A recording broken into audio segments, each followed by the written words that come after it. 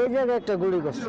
সবুজ ভাই মানে ঝাঁকি দিয়ে গলির ভিতরে ঢুকছে। তো গলির তো বাইরে আবার এদিক দিয়ে দৌড় দিতে ঢুকছিল। এদিক দিয়ে ডাইরেক্ট শুট করছে এই জায়গায়। এই জায়গায় মানে 4টা গুলি করছে। পটুয়াখালীর বাউফল উপজেলায় রাজনৈতিক বিরোধের জেরে স্বেচ্ছাসেবক দল নেতা আলামিন ভূঁইয়ার ওপর হামলার ঘটনাটি ছিল অত্যন্ত নৃশংস।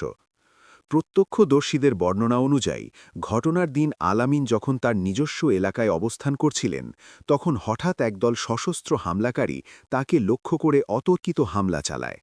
প্রত্যক্ষদর্শীরা জানান, হামলাকারীরা অত্যন্ত কাছ থেকে তাকে লক্ষ্য করে গুলি ছোড়ে। গুলির শব্দে এলাকায় চরম আতঙ্ক ছড়িয়ে পড়ে এবং মুহূর্তের মধ্যে বাজার ও আশপাশের মানুষজন দিক বিদিক ছুটতে শুরু করে। একজন প্রত্যক্ষদর্শী জানান, আমরা কিছু বুঝে ওঠার আগেই কয়েক রাউন্ড গুলির শব্দ শুনি। দেখলাম আলামিন ভাই মাটিতে লুটিয়ে পড়েছেন এবং তার শরীর রক্তে ভিজে যাচ্ছে।